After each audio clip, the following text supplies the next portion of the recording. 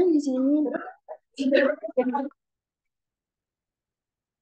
Selamat siang semuanya. Di sini kita akan mulai belajar bersama-sama terkait dengan jurnal takdir. Nah, untuk siang ini akan ada Caroline Angelina untuk mempresentasikan jurnal takdir pada siang hari ini. Untuk Caroline Angelina dipersilakan. Baik, terima kasih Saudari Aura. Nah, sekarang pada siang hari ini saya akan mempresentasikan mengenai jurnal yaitu yang berjudul Sustainable Performance Components, Reporting and Problems. Oke.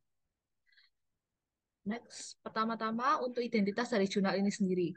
Untuk penulis dari jurnal ini sendiri yaitu Varestes Mahmoudian.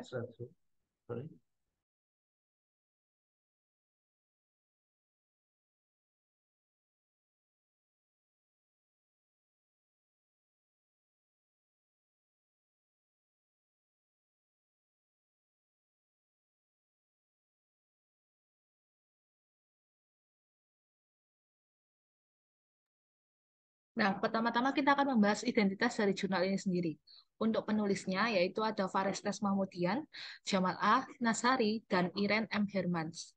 Untuk judul jurnal ini sendiri, yaitu Sustainability Control System Components, Reporting and Performance. Penerbitnya yaitu Emerald Publishing Limited, dan nomor volume serta edisi yaitu volume 22 edisi 4, dan tahun terbit 2022, serta jumlah halaman berjumlah 20. Oke, sekarang kita akan beralih ke pendahuluan. Jadi sebenarnya kenapa sih penulis ini tuh menulis jurnal ini? Pertama-tama, banyak perusahaan zaman sekarang itu kan terutama sustainability saat ini sedang digaung-gaungkan ya. Nah, banyak perusahaan itu tidak bisa menerapkan dan menanamkan tanggung jawab keberlanjutan ini dalam pengambilan keputusan strategis. Sehingga hal ini tuh dinilai oleh banyak orang tuh dapat membahayakan kemampuan perusahaan itu sendiri untuk mencapai tujuan sosial dan lingkungan. Maka dari itu, untuk mengintegrasikan keberlanjutan ini ke dalam operasi sehari-hari perusahaan, diperlukan adanya penerapan pemikiran strategis melalui sebuah sistem yang mendukung perilaku organisasi untuk bergerak menuju pencapaian tujuan terkait. Nah, dalam penelitian ini, penulis berpendapat bahwa sistem yang cocok yaitu sistem manajemen kontrol sistem atau MCS yang diadaptasi karena ini terkait dengan keberlanjutan ya, ini diadaptasi menjadi SCS atau Sustainable Control System, di mana SCS ini dapat digunakan untuk mencapai tujuan keberlanjutan perusahaan karena membantu mengembangkan kemampuan sosial dan lingkungan untuk meningkatkan kinerja keberlanjutan. Oleh karena itu, MCS yang diadaptasi ini nantinya akan berperan penting dalam mengubah arah perusahaan dan menyelaraskan operasional dengan tujuan keberlanjutan perusahaan. Nah, tadi kan sudah tuh pendahuluan kenapa sih atau latar belakang kok bisa muncul penulis ini kepikiran ide untuk membuat paper ini. Sekarang kita akan beralih ke masalah yang ditemukan. Masalah apa yang sebenarnya ingin diangkat oleh penulis? Nah, tadi kan saya sudah menyinggung ya, pentingnya keberlanjutan dan lain-lain, tapi dibutuhkan adanya sistem. Nah, saat ini itu penelitian tuh banyak menekankan pentingnya sistem kontrol dalam mencapai hasil kinerja keberlanjutan dan tujuan pelaporan. Namun, penelitian ini tuh banyak penelitian yang memiliki bukti empiris yang sedikit untuk menjelaskan bagaimana kelompok kontrol ini akan mempengaruhi hasil keberlanjutan. Oleh karena itu, penulis ini mengambil literatur yang menganggap MCS itu sebagai paket kontrolnya, di mana penelitian ini nanti akan menyelidiki beberapa sistem kontrol organisasi yang dirancang untuk mencapai tujuan keberlanjutan kinerja dan pelaporan yang saling terkait.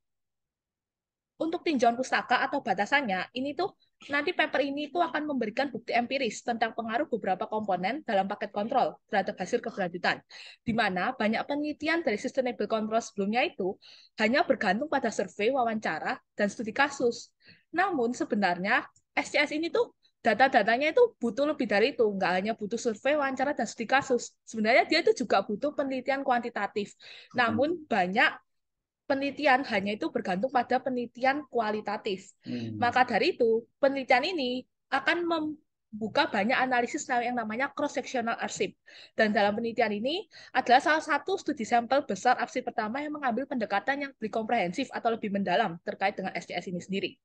Yang kedua, paper ini tuh tidak seperti banyak penelitian sebelumnya yang memilih laporan keberlanjutan atau kinerjanya sebagai hasil.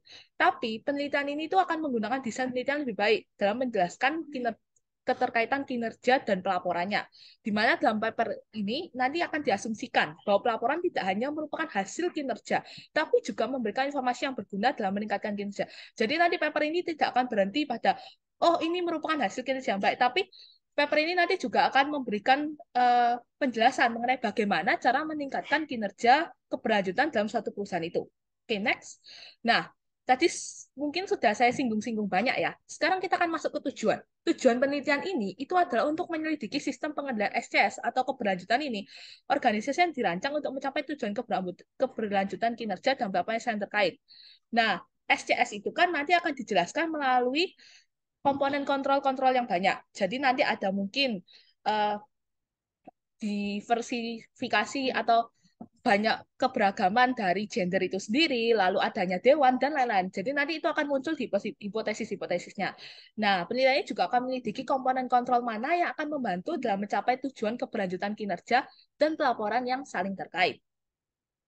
Oke, untuk kerangka teori atau dasaran teori yang dipakai dalam paper ini yaitu teori RBV, di mana teori yang digunakan dalam jurnal ini RBV atau Research Based View, di mana teori ini menunjukkan bahwa perbedaan dalam menerapkan strategi organisasi adalah hasil dari pengembangan sumber daya dan kemampuan internal yang unik dan berharga. Jadi variasi kinerja ini nantinya akan bergantung pada kemampuan perusahaan untuk mendapatkan atau mengembangkan sumber daya dan kapabilitas. John Renaud dan papernya di tahun 2016 pernah berpendapat bahwa meskipun ada banyak dukungan teoritis yang mengarah pada kinerja lingkungan, namun bukti empiris yang ada itu hanya terbatas untuk menunjukkan bagaimana kapabilitas organisasi semacam itu dikembangkan. Maka dari itu, menurut saya, teori ini sangat cocok, dan menurut penulis ini juga teori ini sangat cocok untuk mendemonstrasikan MCS, karena teori ini dapat mendorong pengembangan sumber daya yang unik dan berharga yang diperlukan untuk mencapai kinerja keberlanjutan itu sendiri. Nah, tadi kan sudah saya singgung, ada banyak hipotesis yang akan yang dibuat oleh penulis dalam paper ini. Ada 8 hipotesis yang dibuat oleh penulis. Yang pertama atau H1, yaitu keberadaan komite tingkat dewan secara positif terkait dengan A, kualitas pelaporan keberlanjutan, dan B, kinerja lingkungan.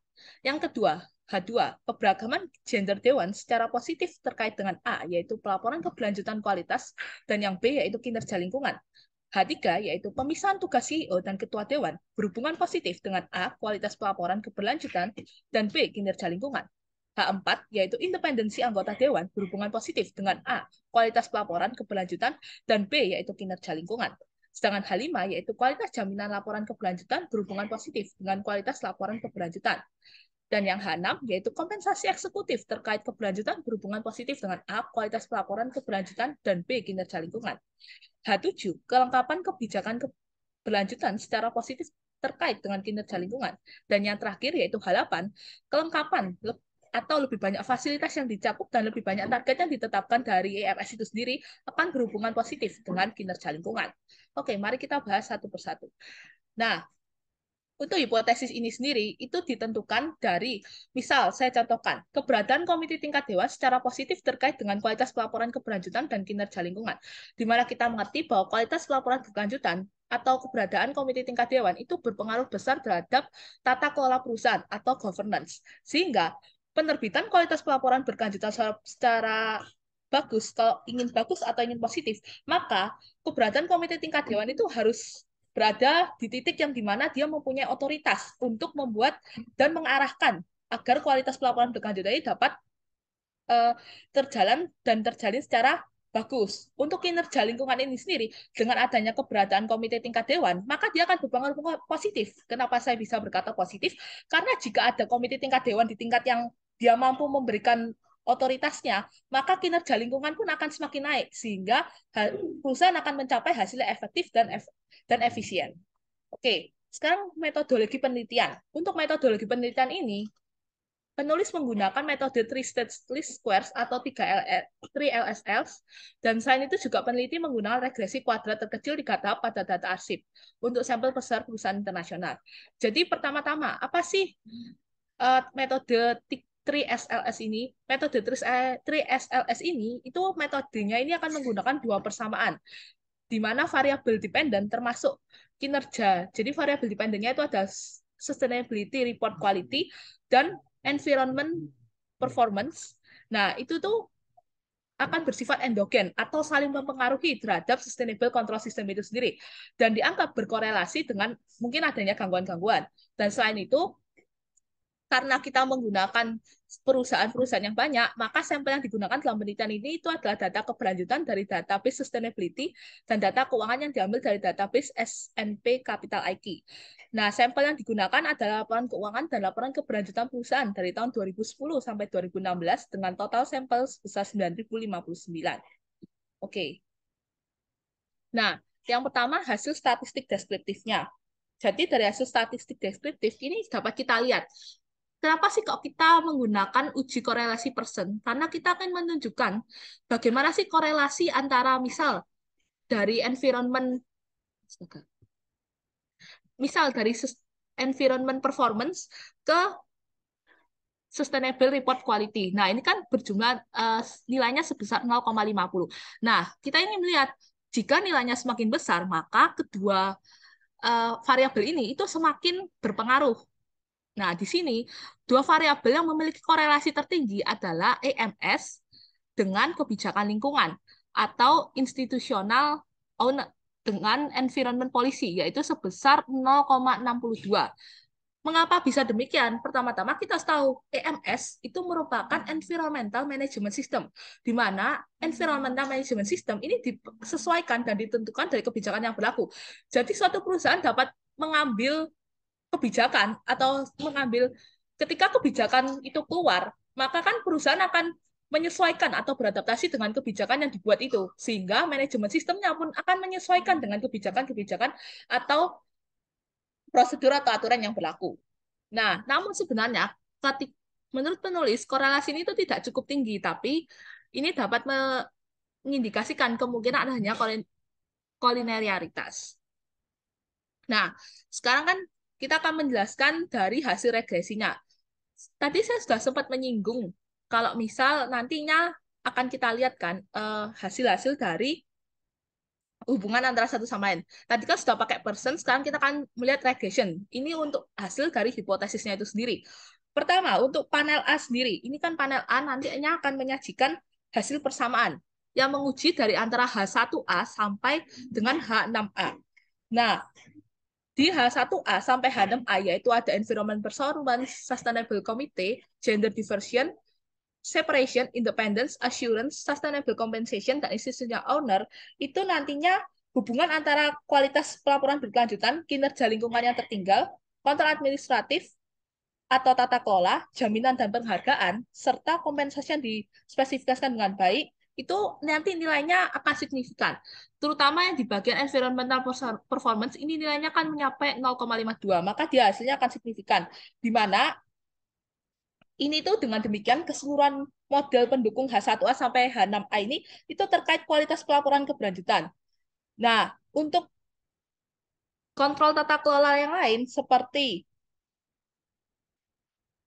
keberadaan komite keberlanjutan untuk H2A, pemisahan CEO atau ketua untuk H3A dan independensi, itu nilainya itu secara positif signifikan, yaitu sebesar nilainya 0,45.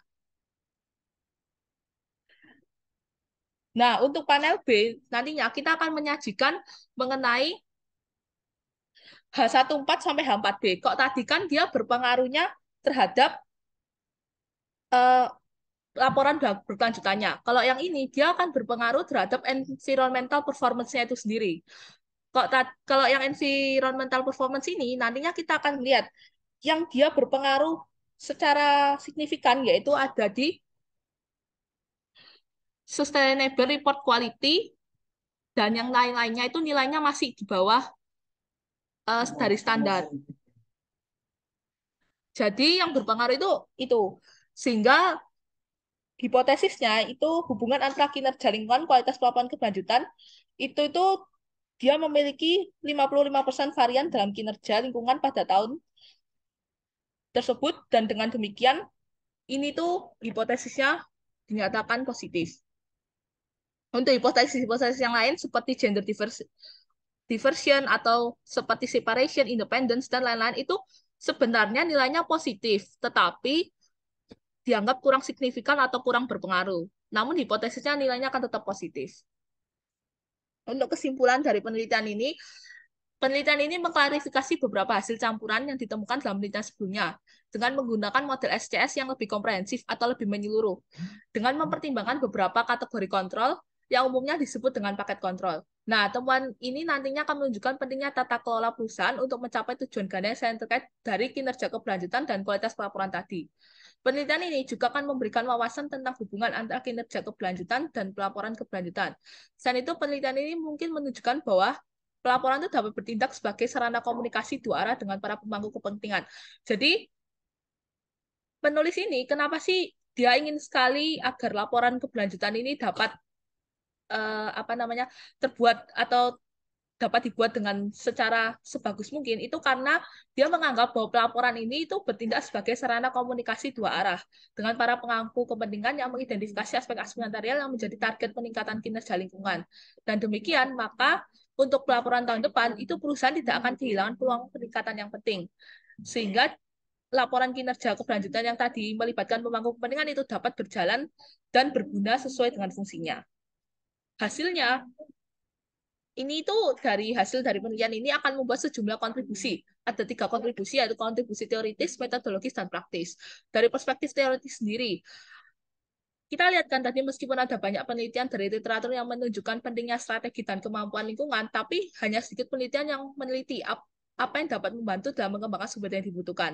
Nah, untuk di sini, penelitian ini tidak hanya meneliti apa yang dapat membantu mengembangkan sumber daya yang dibutuhkan, namun kontrol-kontrol apa saja yang dapat digunakan untuk membuat perusahaan itu dapat berkelanjutan atau dapat menerapkan sustainability untuk jangka yang panjang. Nah, hasil akhir dari penelitian ini sendiri juga untuk memberikan dukungan untuk beberapa pekerjaan terbaru yang menyoroti pentingnya SCS dalam mencapai hasil keberlanjutan. Selain itu, ini juga memperas garis penelitian dengan memeriksa dampak SCS pada laporan berkelanjutan dan hasil kinerja. Dari sudut pandang metodologis, penelitian ini juga merupakan salah satu studi sampel besar arsip pertama yang mengambil pendekatan yang lebih komprehensif atau lebih menyeluruh untuk SCS. Namun, penelitian ini sebenarnya memiliki batasan, karena peneliti hanya mengambil data arsipnya melalui Sustainalytics. Dikarenakan kan banyak, ada sebenarnya data-datanya bisa lebih banyak lagi, namun peneliti hanya membatasinya pada data yang terdapat pada Sustainalytics. Dikarenakan data-data mungkin ada seperti Kinder, Leiderberg, Domini, atau Asetpad itu tidak dapat dia perluas sampai ke yurisdiksi dan pengaturan lainnya. Mungkin demikian presentasi dari saya, kurang lebihnya terima kasih. Saya kembalikan ke MC.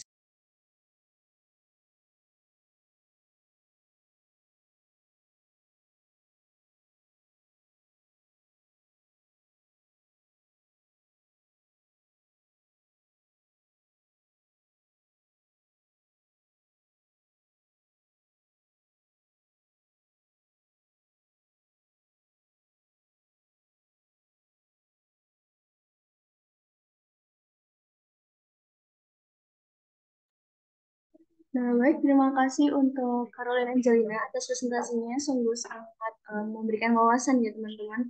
Nah, mungkin dari teman-teman ada sesi pertanyaan, ini akan saya buka untuk teman-teman yang ingin bertanya, saya persilakan.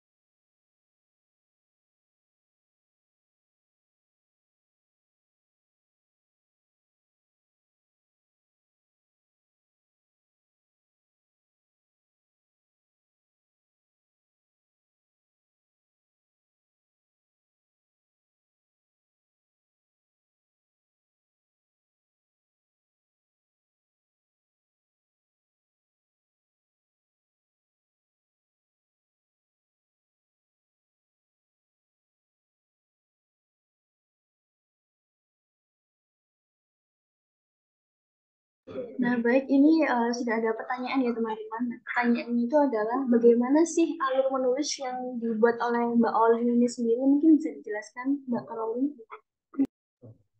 Oke, pertama-tama kita lihat, ini kan tadi judulnya sudah sesuai ya dengan Sustainability Control System Components, Reporting and Performance. Lalu untuk penulisnya ini sudah, ini di bagian abstrak, purpose-nya sendiri yaitu dia menggambarkan dengan natural result based view atau dia menggunakan teori RBV tadi dan literaturnya yaitu berupa manajemen kontrol sistem sebagai paket kontrol. Nah, tujuan dari uh, paper ini sendiri juga untuk menginvestigasi organisasi sustainability organisasi kontrol sistem yang didesain untuk mencapai adanya interrelated sustainability objective of performance and reporting. Terus untuk desain atau metodologi atau approach-nya sendiri, jadi di sini author atau penulisnya menggunakan three-stage square regression on archival data dan dia menggunakan sampel yang besar dari perusahaan-perusahaan internasional. Untuk findings-nya atau yang ingin ditemukan yaitu better environmental performance and sustainability reporting quality.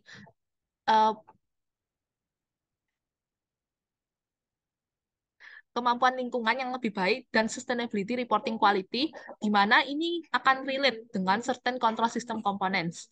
Dan dual objective of sustainability performance and reporting are interrelated. Lalu untuk originality atau value, ini studi ini tuh mengembangkan theoretical contribution dan practical implication by demonstrating bagaimana a set of sustainability control components can enable better sustainability reporting and performance outcomes. Bagaimana dari sustainability control components ini dapat mengembangkan atau dapat menciptakan sustainability reporting dan performance outcome yang lebih baik lagi. Untuk keyword-nya sendiri yaitu ada management control system atau MCS, sustainability control system atau SCS, sustainability reporting, dan environmental performance. Untuk papernya sendiri yaitu research paper. Untuk introduksinya jadi penulis mengembangkan mulai dari kenapa sih kok dia memilih menulis paper ini. Lalu dia juga meng-highlight kata manajemen control system adopted. Jadi dia mengadopsi bahwa sepertinya yang cocok dari paper ini itu SCS karena yang digunakan adalah sustainability control system. Dari MCS jadi dia adopsi ke SCS. Lalu di sini nanti penulis akan mendefinisikan apa sih arti dari MCS. Lalu di sini juga dia akan mendefinisikan apa itu dari SCS. Dan di sini dia juga menuliskan tujuan mengapa sih kok dia membuat MCS ini sebagai package of control dan ini tuh didesain untuk mengachieve interrelated sustainability objective and performance and reporting tadi. Jadi paper ini sangat padat. Kalau di Emerald ya? Ini Emerald. Emerald itu cirinya ada 7 poin papernya. Ya, tidak bertili-tili. Ya, itu cirinya. Jadi itu poin.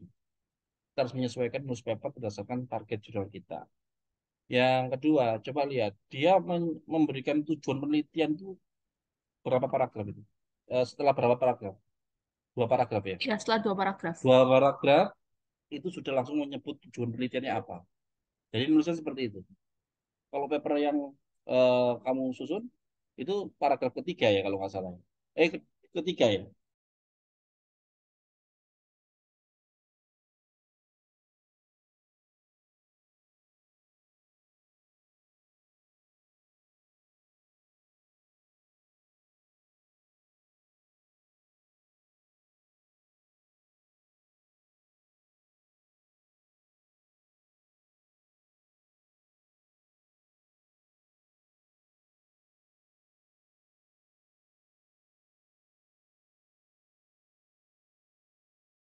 Sehingga lebih simpel langsung tiga paragraf ya, tiga paragraf memiliki tujuannya.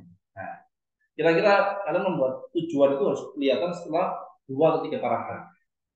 Ya, bukan halaman ya, bukan 2-3 halaman. Ya, karena paper itu terbatas sebenarnya.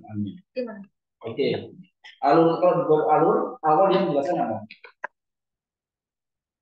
Sifatnya general ya. Ya. Dan bedanya dengan penelitian terdahulu ya.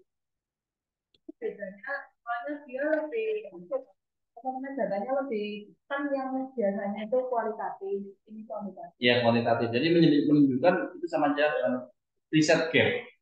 Di awal dia sudah menjelaskan di paragraf 1 sudah menjelaskan riset gap ya. Riset gapnya muncul ya. Ya. Riset gap itu kan menggambarkan konflik. Nah, paper itu sudah unsur konfliknya. Ada permasalahannya, gitu loh. Paper kalau nggak ada konflik nggak menarik. Seperti kayak sebuah novel ataupun sebuah sinetron. Kalau nggak ada berbau-bau konflik kan nggak enak ya, nggak seru ceritanya gitu ya. Pasti ada konfliknya gitu kan ya. Nah, itu yang membuat kita tuh menarik. Ada permasalahan di situ melalui research gap. Paragraf kedua lebih menjelaskan pentingnya variabel itu. Iya. Pentingnya mengenai independennya ya, independennya, Definisi. definisi dan juga akhirnya di paragraf itu menyebut pentingnya penelitian itu dengan tujuannya. Oke, next. Oke, terus di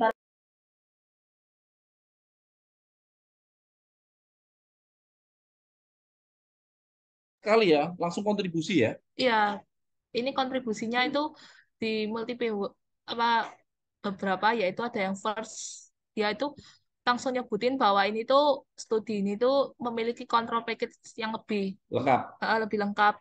Terus juga dia menggunakan daripada sustainable reporting of performance sebagai hasilnya, dia itu lebih mengimprove dari riset desain yang tadi sudah aku sebutkan, Pak. Jadi dia lebih tidak hanya sampai di apa namanya hasilnya, tapi dia juga bagaimana sih perusahaannya dapat meningkatkan kinerjanya. Oke, paper ini menunjukkan bahwa di paragraf 3 dari introduction hampir selesai itu ya. Paragraf 3 menjelaskan mengenai keterbaruan, novelty-nya apa. Ya. Iya kan? Dia menjelaskan bahwa dia menggunakan kontrolnya lengkap dan modelnya lebih lengkap gitu ya, lebih lebih masuk banyak variabel di situ, lebih kompleks gitu kan. Nah, itu dia ciptakan novelty. Ya, sama kontribusi ya. Kontribusi penelitiannya apa? Ya. Kontribusi itu wajib, implikasi itu wajib di dalam introduction. Ini sangat sangat sangat ringkas sekali ya. Nah, kalau style saya yang diajarkan sama guru saya itu tahapannya menjelaskan dulu variabel dependent, habis itu memasukkan pentingnya variabel dependent ya, habis itu memasukkan variabel apa namanya eh, independennya ya, terus juga menunjukkan teorinya, brand teorinya apa, habis itu memunculkan mengenai institutional setting ya, ini nggak ada di sini ya, itu yang urutannya penting konteksnya itu dilihat ya, lalu pentingnya penelitian ini dari institutional settingnya, habis itu metodologinya muncul ya kan, ini nggak terlalu banyak membahas metodologi, hanya kontrol saja dijelaskan ya lebih lengkap gitu ya. Terus habis itu apa? Memasukkan hasil penelitian, setelah hasil penelitian lalu memasukkan lagi satu lagi yang menjelaskan mengenai uh, novelty-nya apa. Ya, novelty-nya apa? Habis itu implikasinya apa? Ya kan gitu ya. Nah, itu ya di riset yang kamu susun juga seperti itu lebih lengkap ya. Ya kita bisa melihat beberapa pola ya. Menurut saya yang apa namanya ya, model yang saya miliki itu jauh lebih bagus daripada ini terlalu simpel gitu ya. Kita juga simpel tapi lebih lengkap. Jadi pembaca itu mengetahui secara keseluruhan dari riset. Jadi gini ya, apa yang saya dipelajari dengan buku dosen saya, kalau membaca introduction itu sama saja mengetahui 80% dari riset. 80% ya. Jadi kekuatan riset kamu itu ada di introduction ya. Jadi semua tergambar di sana. Dan pembaca itu pasti dia membaca cepat kan ya, reviewer itu. Dia akan melihat introduction-nya dulu, abstrak introduction-nya dulu.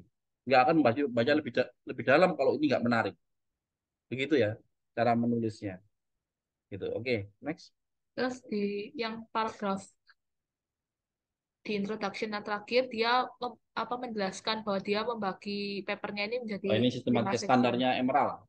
Dari section 1, section 2, section Ya. 3 sampai section terakhir. Oke. Oke, untuk yang kedua itu ada dia menjelaskan mengenai conceptual framework dan hipotesis development atau pengembangan hipotesisnya. Di theoretical framework dia menggunakan RBV yang menjadi NRBV.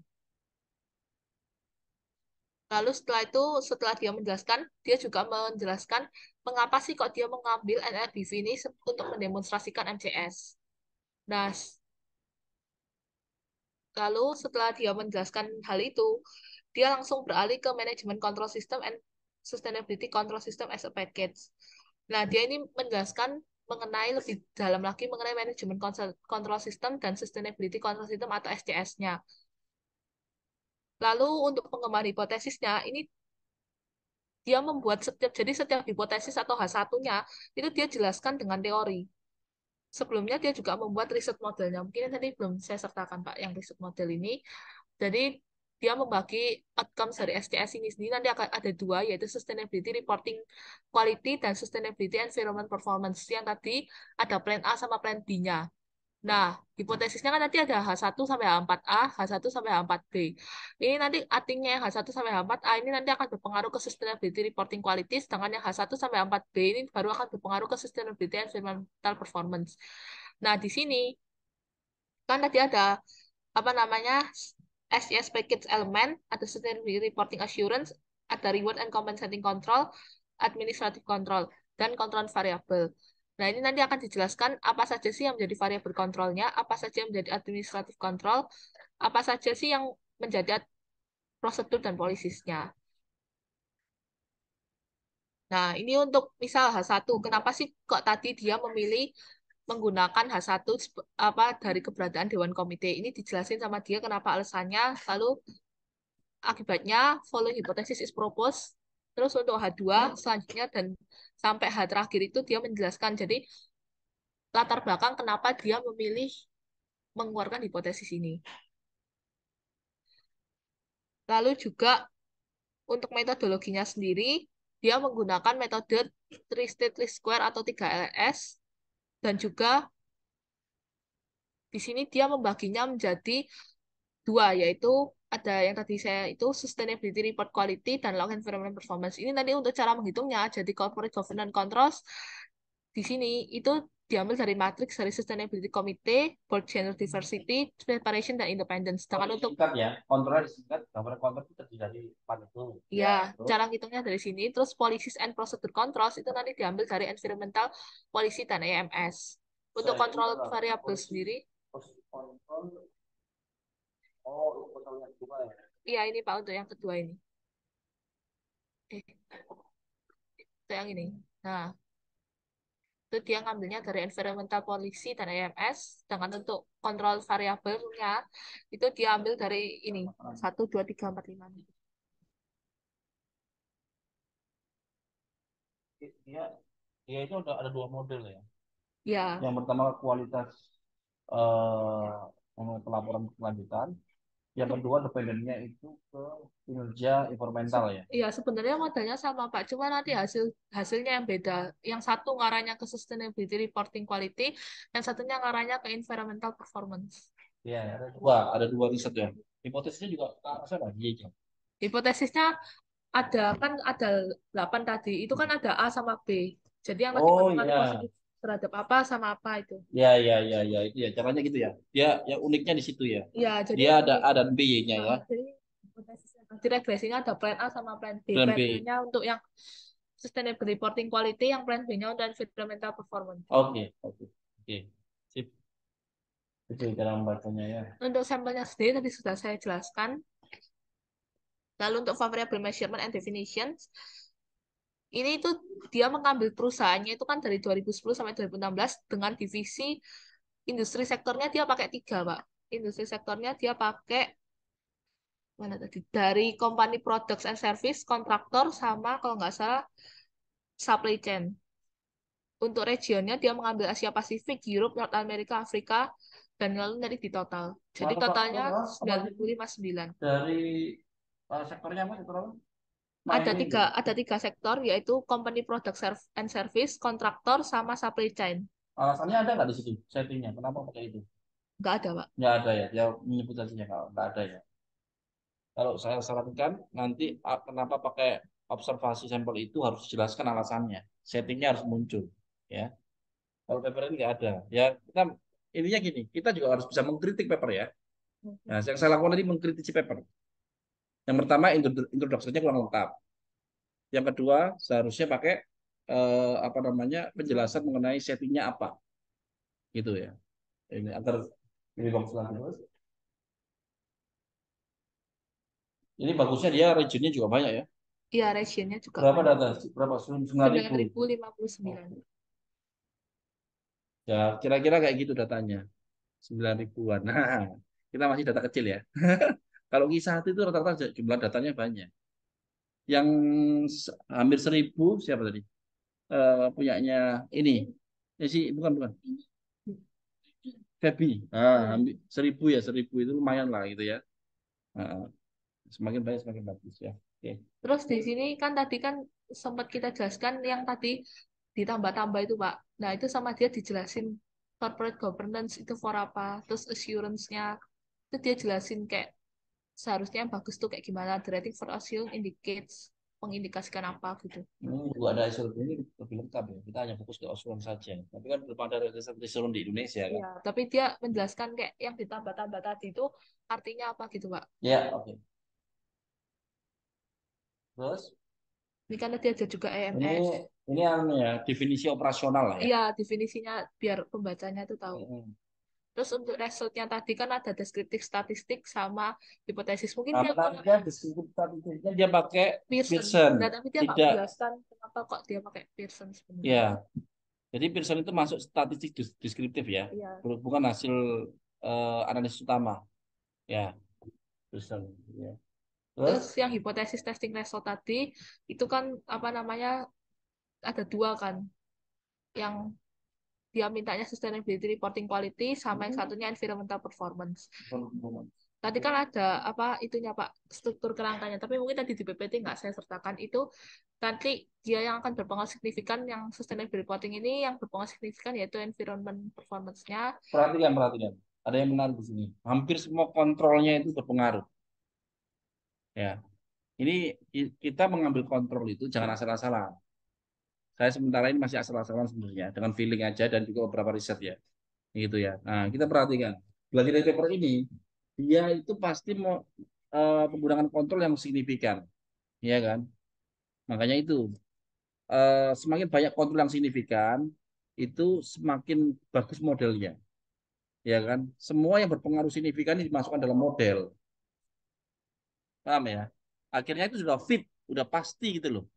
Kan gini kan, penelitian ekonomi itu kan sebenarnya penelitian yang apa ya multidimensi sebenarnya ya kan ya. Ya tidak seperti kayak ilmu eksak gitu ya. Ya misalnya apa ya kita melakukan pengujian sebab akibat. Kita punya obat A kalau di apakah bisa menyembuhkan? Ya cuman itu saja kan ya. Obat akan menyembuhkan manusia yang sakit kan gitu saja kan ya. Ya fokusnya ke situ. Obat terkait dengan penyakitnya apa gitu kan. Tapi kalau ilmu sosial nggak bisa kita pastikan hanya variabel itu saja yang mempengaruhi. Bisa aja macam-macam, ya kan? Misalnya suami sayang pada istri karena apa? Bisa karena anak, bisa karena apa masakan istrinya enak, gitu kan? Dan sebagainya. Faktornya banyak. Dan itu harus dimasukkan semua model yang berpengaruh itu. Sehingga ketika kita fokus ke satu penelitian, itu benar-benar variabel itu mempengaruhi gitu loh. Karena sudah faktor-faktor yang mempengaruhi yang lain sudah dipertimbangkan. Faktor-faktor yang di luar pengamatan kita sudah kita masukkan gitu loh, ya kan? Nah, kita lihat kontrolnya semua signifikan. Jadi itu yang harus kita cari. Ketika kita mengambil kontrol di penelitian terdahulu kita lihat kontrol ini kita pakai menjadi kontrol kita. Apakah kontrol ini signifikan di penelitian itu? Kalau nggak signifikan jangan diambil kontrolnya, gitu ya. Gitu sih. Kayak kita menjadikan itu menjadi kontrol dengan alasan penelitian dahulunya harus signifikan. Kira-kira kayak gitu, ya. Nah, ini menarik, semua signifikan. Jadi modelnya lebih kokoh, gitu kan. Terus next. Next, setelah dia menjelaskan mengenai itu tadi yang kontrol komponen dan lain-lain, menjelaskan dari hasil dari tabelnya, dia masuk langsung ke bagian discussion. Nah, discussionnya ini apa namanya? Dia menjelaskan mengenai efek dari apa nama bentar Pak.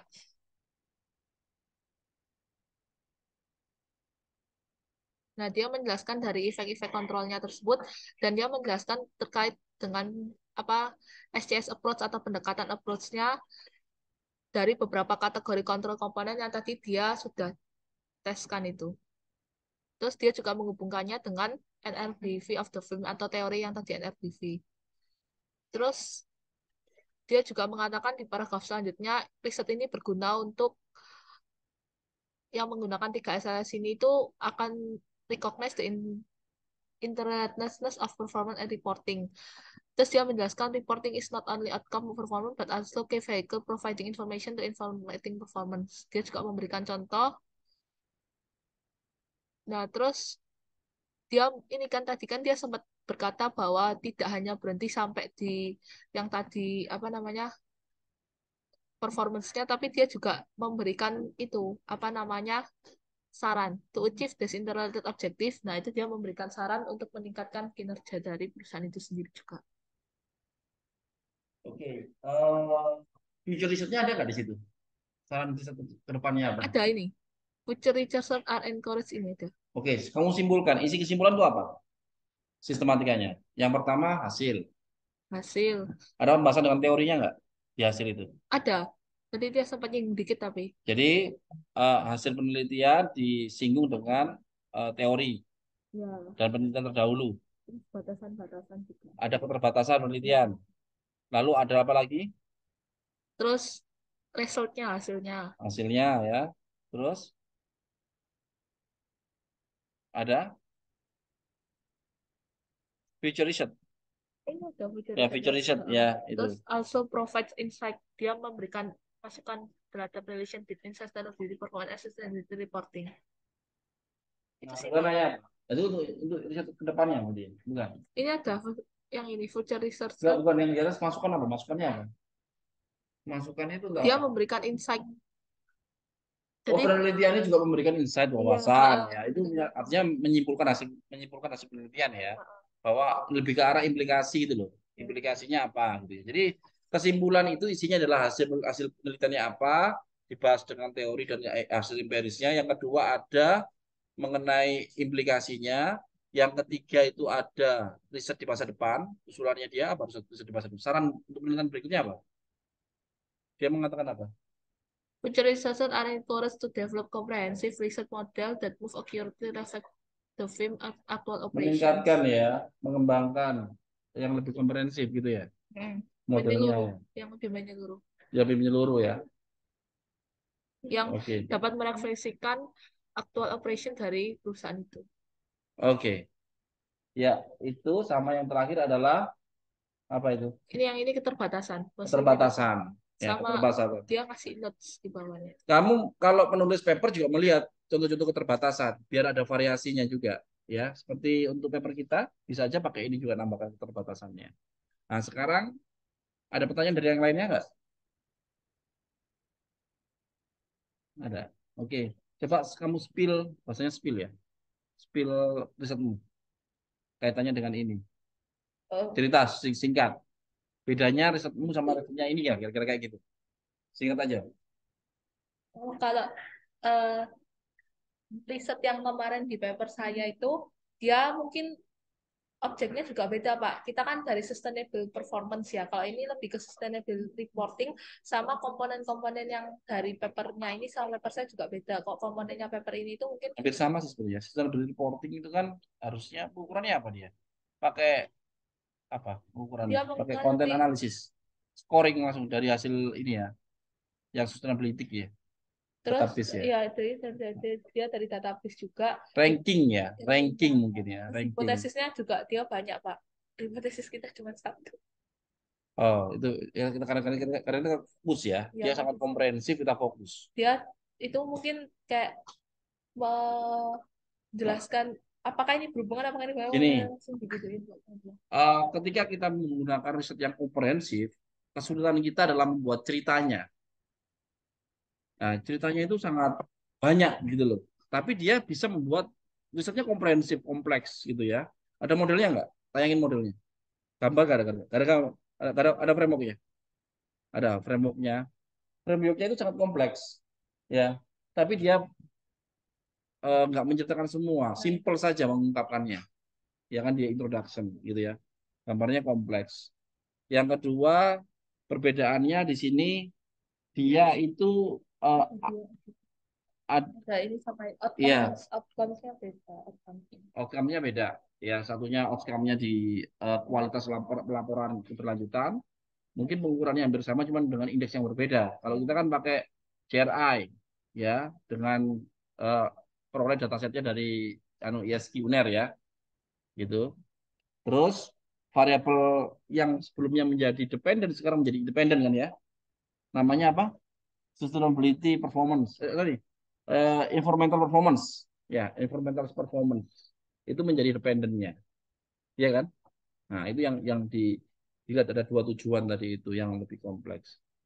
eh Kalau yang penelitiannya yang dikerjakan oleh sama Salma itu terkaitannya dengan Sustainability Management Control System. Nah, di sini menarik dia nggak konsisten ya. Kadang-kala menyebut MCS, kadang-kala menyebut SCS. Ya, itu kelemahannya. Jadi membuat pembaca bingung. Dia Ya kan? mengatakan MCS diadaptasi jadi HCS. Iya, sebenarnya itu kan MCS diadaptasi dengan dari HCS. Cuman pengukurannya MCS-nya bagaimana dia? Pengukurannya ada nggak? Bagaimana? Nggak dijelaskan. Penjelasan MCS-nya apa? Dia cuma jelasin lebih ke teorinya MCS, Pak. Nggak ada Nggak ada pengukuran variabel MCS. nggak ada. Oh, memang penelitiannya nggak ada MCS ya? Nggak ada variabel MCS ya. Dia mengatakan MCS itu, Kayak membuat manajemen kontrol sistem dan dia itu adalah konsep. iya, Konsepnya MCS. MCS itu terdiri dari assurance, terdiri dari apa lagi nih? dia apa gender diversity yang Gender diversity. jadi yang dihitung itunya yang MCS SCS nggak dihitung. Bedanya gini. Kalau yang penelitian saya itu kan Sustainability Management Control System. Kita pakai pengukuran. Pengukuran yang mencerminkan SMCS itu. Ada poin-poin indikator perusahaan menjalankan SMCS itu. Ada berapa? Ada 8. 8 indikator. Ya, itu ada referensinya juga dasarnya ya, dan new measurement ya. Formal indikator namanya ya, informal indikator. Kalau dia konsepnya adalah MCS, tapi dia me, me, nggak ini bukan sebagai variabel, tapi sebagai konsep, betul ya? Variabelnya bukan MCS, ini hanya konsep ceritanya saja. Dia bangun menjadi MCS. MCS itu terdiri dari banyak variabel. Komponen variabelnya apa saja? Ada apa board level committee, Ada diversity, ada gender, work level community, ada assurance, duties of the CEO, ya, duties of the CEO. independence of the member of the board. Itu dia serangkaian. Ini nggak ada definisi nggak ada definisi dia dari MCS didefinisikan, tapi dia menggunakan variabel menggambarkan konsep itulah, ibaratnya kayak gitu. Kalau yang paper kita kan memang kita fokus ke variabelnya SMCS. Perusahaan yang dikatakan punya SMCS itu harus punya indikator ini. 8 itu terpenuhi semakin kuat SMCS-nya. Nah, itu ada dasar bukunya kan ya, gitu. Jadi beda penelitiannya. Tapi intinya adalah penelitian ini adalah penelitian baru karena sebelumnya nggak ada riset kuantitatif, ya kan? Kualitatif studi kasus dan SMCS ini eh, jarang diteliti dan kita punya novelty keterbaruan. Saya menggunakan pertama mungkin menggunakan pengukuran ini. Nanti akan menjadi ditiru oleh peneliti selanjutnya. Ya, mungkin nanti skripsi kalian menggunakan teori. Jadi mensitasi paper yang nanti insya Allah akan publish ini. Publish kalian citasi. Wah, dikembangkan terus. Nanti namanya akan muncul terus. Gitu ya, citasinya semakin banyak. Karena kita yang pertama. Biasanya kalau yang pertama itu akan berkembang karena ditiru oleh penelitian-penelitian selanjutnya.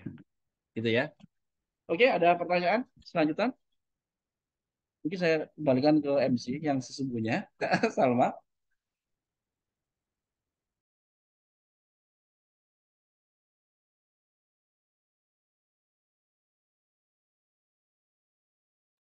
Nah, baik, terima kasih atas penjelasannya untuk Mbak Caroline dan semoga pembelajaran kali ini bisa menjadi bekal kita semua untuk membuat research yang lebih baik lagi ke depannya dan semoga apa yang kita peroleh hari ini bisa bermanfaat untuk ke depannya. Mungkin ini yang dapat saya sampaikan, kalau mohon maaf. Terima kasih teman-teman.